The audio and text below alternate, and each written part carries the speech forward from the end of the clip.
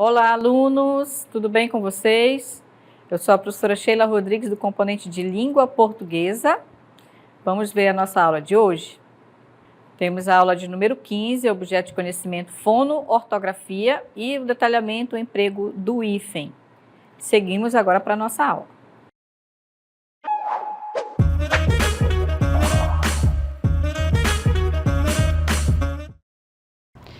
Muito bem, turmas. Então, hoje nós vamos estudar o assunto sobre o emprego do hífen.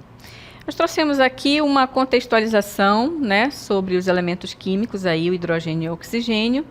Significa que esses dois elementos eles já existem na natureza e aí eles se unem para formar a água, né, o oxigênio e o hidrogênio. Então, eles se combinam e aí dão origem a um outro elemento, que no caso é a água. Ok? Pode seguir. A cartela seguinte. Então, ele forma um outro elemento. Assim também acontece com as palavras, né? As palavras elas podem se unirem para que elas formem uma nova palavra. Então, por exemplo, nós temos a palavra água e ardente. Vocês podem observar aí, ó. Então, notem que no momento que essas duas palavras elas se unem, alguns elementos da palavra vai desaparecer, né, para justamente dar a origem a uma outra palavra. Então, de água mais ardente, forma aguardente. Então, o que foi que aconteceu aí? O A da palavra água, né, o A final, ele some justamente para se unir com a palavra seguinte, que é ardente. Agora, a palavra beija-flor, a gente observa que são duas palavras, né, que tem a raiz própria aí, a palavra primitiva, e aí elas se unem, né, para formar uma nova palavra com um novo significado, sendo que o hífen vai estar aí para unir essas duas palavras. Então, notem que na palavra aguardente não foi necessário utilizarmos o hífen, mas na segunda palavra há necessidade de unir as duas palavras com o uso do hífen. Notando sempre que, quando a palavra primitiva ela está sozinha, ela tem um significado, né? Agora, quando ela se une com uma outra palavra, ela vai ganhar um novo significado. Então, nós temos a palavra beija, né, que é do verbo beijar, mais a palavra flor, que significa, né, um elemento da natureza.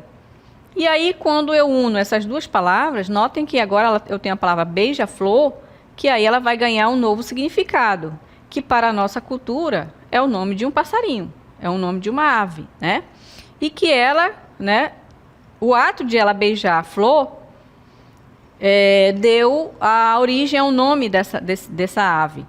Porque no caso o beija-flor, ele suga o néctar que está lá no centro da flor. Então, o ato de ele fazer essa ação de beijar a flor deu o nome à origem dele, né? O nome desse pássaro, dessa ave. Já a palavra aguardente, nós vamos ter a palavra água mais ardente, que vai formar a palavra aguardente, que já tem um outro significado. Vai ganhar um novo significado, diferente de água, que todos nós conhecemos, que ela é potável, inodora, que todos nós consumimos. E ardente, que pode ser algo que tenha um álcool, tenha álcool dentro, ou qualquer uma outra substância que dá essa ardência, né? E aí vai formar uma nova palavra, que no caso aguardente pode ser uma água que tem álcool dentro, né? Ou um outro composto químico. Então, notem que quando a gente une duas palavras, nós vamos ter um novo significado para essa nova palavra, tá? Sendo que palavras podem ser unidas com hífen ou não. Isso vai depender de acordo com algumas regras, né, que foram colocadas aí pelo novo acordo ortográfico, certo? Então, a ideia, né, da composição das palavras. Então, nós temos aí a questão da composição, que é justamente quando a gente une duas palavras, tá? E aí ela não vai sofrer, ela vai sofrer alguma modificação, tá? Pode seguir a cartela. Ela vai sofrer, sim, alguma modificação na palavra. Vejam bem, quando eu uno as duas palavras que uma das palavras elas perdem uma vogal ou um elemento da palavra, a gente conhece como sendo o processo de composição. Elas vão se unir, vai perder um elemento para formar uma nova palavra, então a gente dá o nome de composição. É o processo, né, que acontece no momento de formar uma nova palavra. Já quando eu tenho a palavra beija-flor, que justamente a gente une duas palavras, né, para formar uma nova palavra, e não ocorreu nenhuma mudança na palavra, pode passar a cartela. Nós vamos ter o processo de justaposição, né, quando há união de duas ou mais palavras, sem que ocorra alteração da estrutura das palavras, ou seja, nenhum som, nenhuma letra, né, sejam eliminados do processo dessa junção. A gente chama de processo de formação de palavras formada por justaposição. Eu uno as duas palavras, elas não perdem nenhum elemento da palavra, né? Ela continua aí as duas palavras primitivas, unidas geralmente por um hífen, tá? Porém, pode ser que em uma outra formação de palavra, o hífen não vai estar aí. Mas mesmo assim, eu posso unir essas duas palavras primitivas para dar origem a uma nova palavra, né? Mas mesmo assim, ela vai estar dentro do processo de justaposição, tá? Então, vamos ver outros exemplos. Vejam bem aí, olha. Eu tenho a palavra mão de vaca. Observem, ó, mão de vaca é uma pessoa pão dura, né? Uma pessoa pão dura, que faz de tudo para não gastar nada. A expressão surgiu porque o formato da pata do animal lembra o de uma mão bem fechada, que não se abre para nada. Então, observe que a palavra mão de vaca, ela é unida por uma preposição de, né? Mas devido às mudanças que ocorreram aí no novo acordo ortográfico, essa palavra não tem mais hífen. Quanto que pão duro, a palavra continua tendo o hífen aí, né? Então, observe que para algumas palavras o hífen deixou de existir, para outras ela permanece com o uso do hífen. E aí nós temos o processo por justaposição, porque elas se uniram, não perdeu nenhum elemento, as palavras estão intactas, né? Não houve nenhuma modificação, então eu tenho o processo de justaposição, porque elas se ajustaram sem perder nenhum elemento. Aí eu tenho a palavra pontapé. Pontapé, ele tem hífen, né? Obra-prima também tem hífen. E água de colônia também tem hífen. Por quê? Por que a palavra água de colônia continua com hífen? Porque, no caso, ela é uma palavra já bastante usada, já bastante antiga, e aí ela se perpetua dessa forma, né? Então, não houve uma modificação da perda do hífen nessa palavra. Enquanto que em outras palavras vai acontecer a mudança, né, de não ter o hífen mais, como no caso mão de vaca, né? Ou então os dias da semana, né? Por exemplo, dia de segunda, os dias da semana, segunda, terça, né? Terça-feira, quarta-feira, todos os dias da semana até sexta, todos eles permanecem com o uso do hífen, né? Sendo que o pontapé agora, né? Ele é unido, ele é sem hífen, na verdade, né? O pontapé é sem hífen.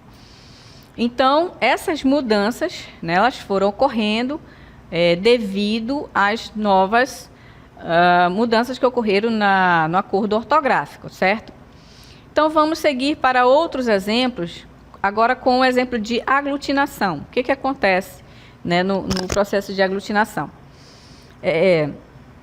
Acontece quando, no processo de composição, as palavras passam por alguma modificação, ou seja, perdendo ou alterando as letras ou os sons dessa palavra, ou de duas palavras, porque geralmente, quando a gente está falando desse processo de formação de palavra, geralmente vai ter duas palavras aí para se unirem. É o que aconteceu, por exemplo, aí, ó, na formação da palavra aguardente. Por quê? Porque eu tenho a palavra água separadamente, né, que tem um significado na nossa língua, né, é o elemento que todos nós utilizamos, inclusive os animais, os seres vivos, né, as plantas. Então,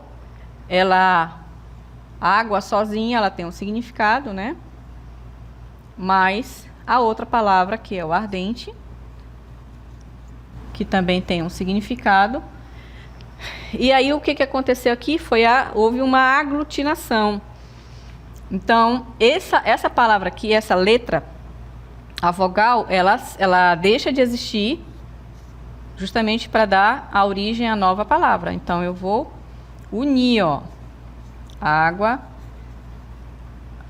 aguardente. Espera aí que eu escrevi errado aqui.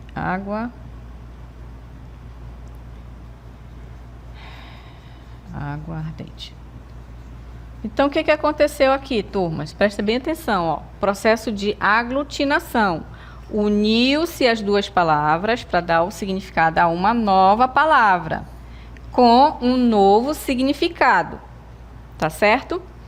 Então, gravem bem aí. O processo de aglutinação é quando você une duas palavras e um dos elementos da palavra ele vai sumir, ele vai desaparecer, para justamente se unir com a outra palavra, se aglutinar com a outra palavra, para formar uma nova palavra com um novo significado. Ok? Muito bem. Então, vamos seguir aqui com outros exemplos. Olha, todo mundo ama, um dia todo mundo chora. Um dia a gente chega, no outro vai embora. Olha, observe aqui a palavra embora. Cada um de nós compõe a sua história. Cada ser em si carrega o dom de ser capaz e ser feliz. Então, observe aqui, olha, que eu tenho uma palavra, embora. Será que essa palavra, ela sempre foi escrita assim, dessa forma? Não.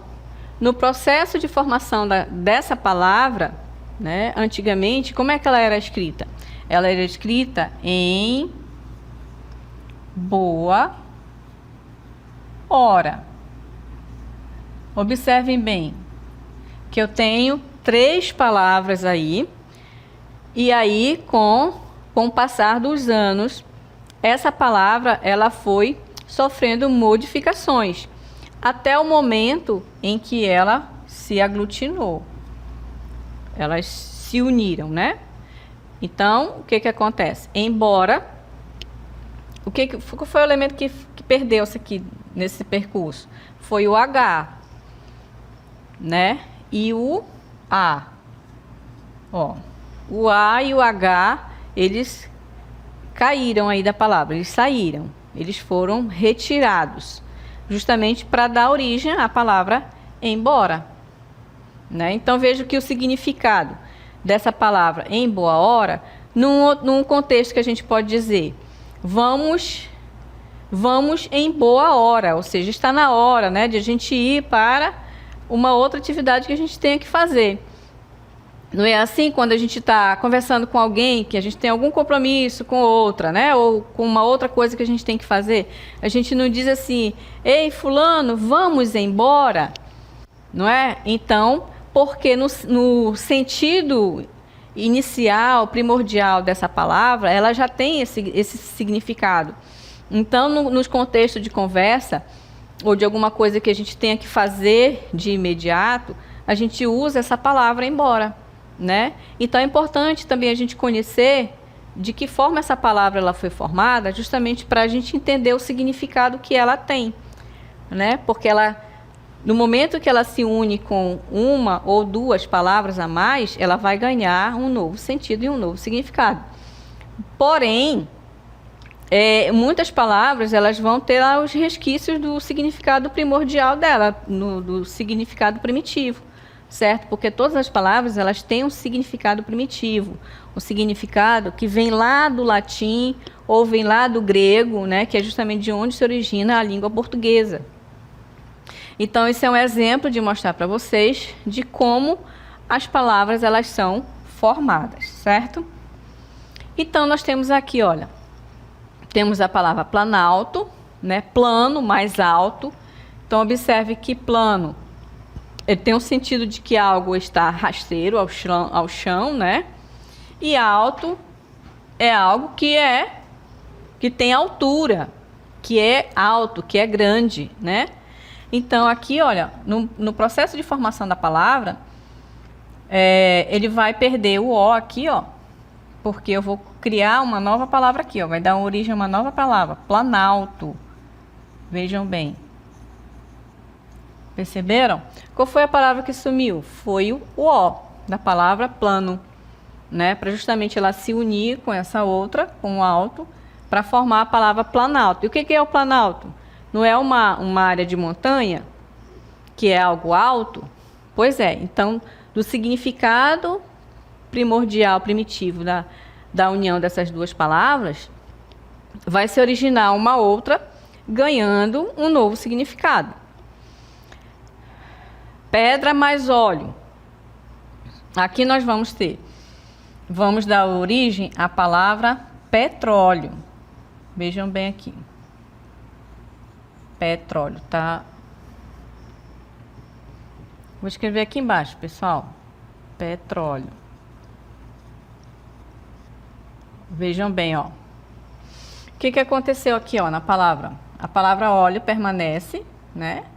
E pedra se torna em petre. Petre, aqui, ó.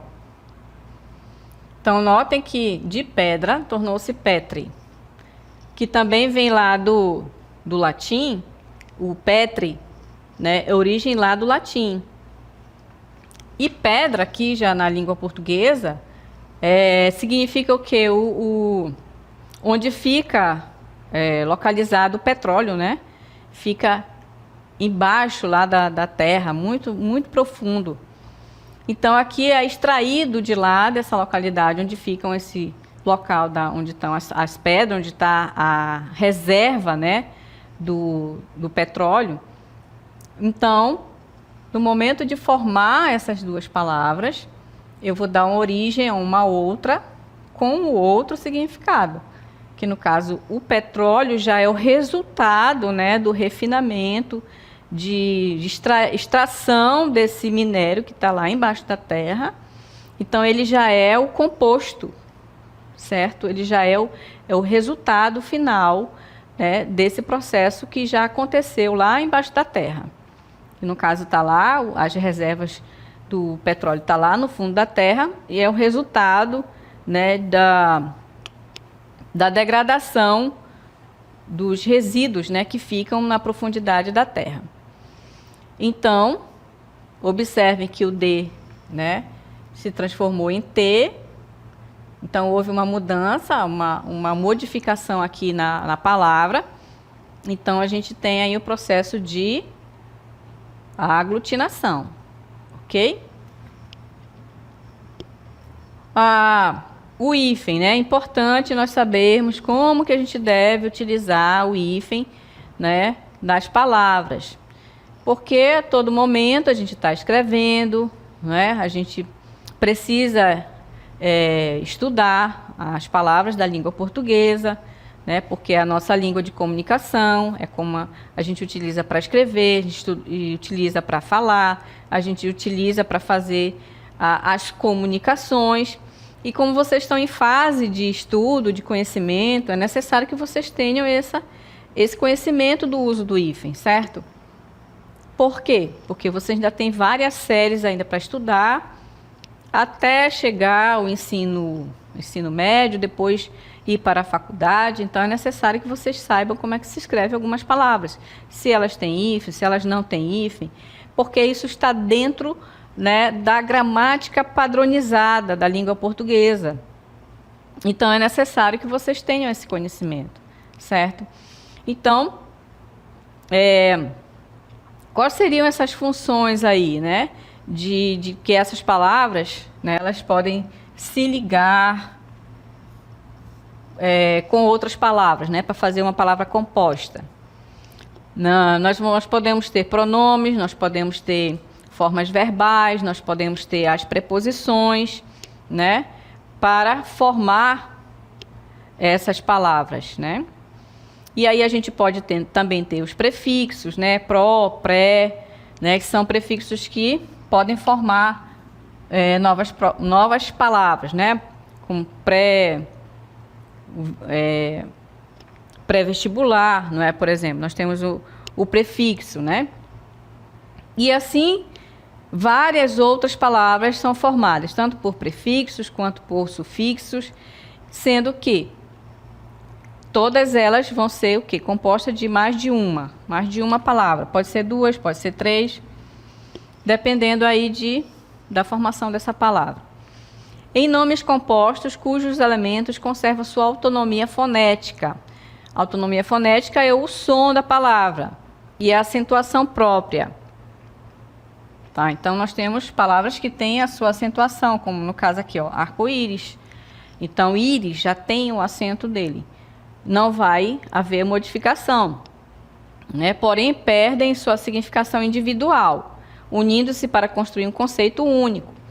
Então, por exemplo, aqui, amor perfeito.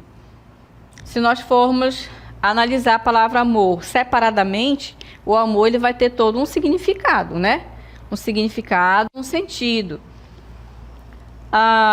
E a palavra perfeito, perfeito também, ele vai ter um sentido de que a pessoa tem uma certa perfeição nas suas atitudes, né? No seu caráter, nas suas ações. É algo que não tem defeito, né? Então, se eu vou unir duas palavras, como vocês estão vendo aí a palavra amor perfeito, unida pelo hífen, ela vai ganhar um outro significado. Pode ser o quê? Uma planta, né? Pode ser uma flor, que chama-se amor perfeito. Já a palavra arco, se a gente for olhar o arco com o sentido lá do dicionário, a gente vai ver que ele é um objeto, né, de caça que é utilizado pelos indígenas ou pelos povos primitivos, né? Então, ele tem um formato arqueado, né? E aí, se a gente olhar para a palavra íris, íris significa o quê? Que tem a ver com cores, né? Então aqui, olha, quando eu vou formar essas duas palavras, eu já vou ter um outro significado, que é justamente aquele arco que você vê no céu, geralmente depois de chuva, ou então período de inverno, ele aparece aquele arco colorido, né, no céu. Então, observe aí que as duas palavras compostas, ela vai ganhar o que? Um novo significado, um novo sentido, né? Unindo essas duas palavras, certo? Agora vamos ver aqui a palavra girassol, né? Alguns compostos, de acordo com a regra, eles perderam, né, em certa medida, a noção de composição, que é o que aconteceu com a palavra girassol. E manda-chuva e paraquedas. Aqui, observe que eles não têm mais hífen, olha. Observem bem, eles perderam o hífen e agora estão juntos. Estão juntas. Então, a palavra girassol, observem aqui, ó, gira, do verbo girar, e aqui seria o sol. Como elas se aglutinaram, elas se uniram, então, o que aconteceu? Duplicou-se o S aqui, olha, né? Para justamente formar a nova palavra, não sendo necessário mais utilizar o que? O hífen, tá? E aí eu pergunto para vocês, a palavra sofreu alguma modificação? Não, elas não perderam nenhum elemento, elas apenas se uniram e foi necessário acrescentar um S, né? Porque justamente não tem o hífen. Se tivesse o hífen, ficaria dessa forma, mas como não tem, então foi necessário acrescentar um S. Assim como em outras palavras também. Com o novo acordo ortográfico, por exemplo, né? Mini saia ficou com dois S assim, ó. Né? Antes ele tinha hífen, agora não. Ele acrescentou-se um S e uniu-se as duas palavras, né? Dando origem aí à palavra, ao sentido da palavra, né? Que é uma saia pequena. E aí a palavra manda-chuva, paraquedas também, observe que ele não tem mais hífen, tá? E aí eles têm um novo significado, né? Então, paraquedas, vocês sabem que é aquele objeto que as pessoas, né, que querem se aventurar, vão lá no céu e pegam um avião e cai lá de cima nesse objeto aí e faz aí a sua aventura. E aí ele dispara e abre tipo um balão, né? E a pessoa faz a sua aventura e ele cai devagarzinho lá para a pessoa não se machucar. Ou então em outras ações também de treinamento militar, eles utilizam também para fazer o treinamento com os soldados, né? No momento de cair lá do avião. Então, são alguns exemplos para vocês observarem. Nós temos o item 2, né, que são compostos em que o primeiro elemento ele é numeral, ou seja, a primeira palavra, né? A primeira palavra, sendo um numeral, ele vai ter o uso do hífen, né? Se for primeira dama, se for primeiro-ministro, por exemplo, né? E tem países que têm o primeiro-ministro. Então, primeiro vai ser... primeiro-ministro vai ter o uso do hífen, tá? Assim como primeira-dama e assim como os dias da semana também. Sexta-feira, né? Segunda-feira, terça-feira, todos os dias da semana até na sexta tem o hífen, ok? Quando se trata... aqui no caso, quando se trata de numeral, tá? Nos nomes de lugares, que são chamados topônimos, compostos iniciados pelos adjetivos, como grã, grão, ou por forma verbal, ou cujos elementos estejam ligados por um artigo. Então, no caso aqui, olha, nós temos a palavra grã, grão, né? Grã-Bretanha é o nome de um lugar, Grão-Pará também, Passa Quatro, e aqui nós temos a palavra Baía de Todos os Santos. Observe aqui que eu tenho o artigo que está ligando a palavra Todos os Santos. Isso aqui já é um caso mais raro, né? Mais difícil da gente encontrar, mas existe. Então vamos ver aqui. Outros topônimos compostos escreve-se com elementos separados e não empregam hífen. Aqui no caso é não empregam, ó, não há hífen. Ou seja, exceto o nome Guiné-Bissau, que é o nome de um país da África, que é exceção consagrada pelo uso. Então, essa é a única palavra dentre todas essas, dessa regra, é que vai permanecer com hífen, tá? Caso contrário, ela não vai ter hífen, ok? O hífen nas palavras compostas. As palavras compostas, olha, que nomeia a espécie do mundo das plantas e do mundo dos animais. Observe aqui, ó, plantas, quando se referir a plantas, e animais, olha, erva doce é uma planta, então tem hífen. Feijão verde é verdura, oleaginosas, cobra d'água. Observe que aqui que eu tenho um apóstrofe, né, que uniu a palavra de água, no caso, e bem-te-vi, que também é um animal da natureza. Então, todas elas vão ter o que? A presença do hífen para ligar essas palavras, certo? Aí nós temos anti-inflamatório. Observaram aí? Anti-inflamatório, aqui no caso, como a palavra termina com i e a outra inicia com i, é necessário ter o hífen. Esse processo acontece anti-inflamatório, anti-inflacionário. E aí, no caso, acontece também com micro-ondas, né? Porque termina com o, inicia com o, ok? E a palavra micro-ondas e micro-organismo. Já em micropigmentação, não vai haver, porque ela não está dentro de nenhuma dessas regras. Antialérgico, também não tem mais o hífen. Micro-região, aqui foi necessário duplicar aqui o R, porque como caiu o hífen, então foi necessário haver aqui, ó, a duplicação do R, ok? Temos agora, só para vocês observarem, que anti-inflamatório, anti-inflacionário, micro-ondas e micro-organismo, eles têm hífen. Por quê? Porque o inicia com I, termina com I, inicia com I. Micro-ondas, termina com O, inicia com O. E aqui não. Aqui não é necessário, porque termina com I e começa com uma vogal.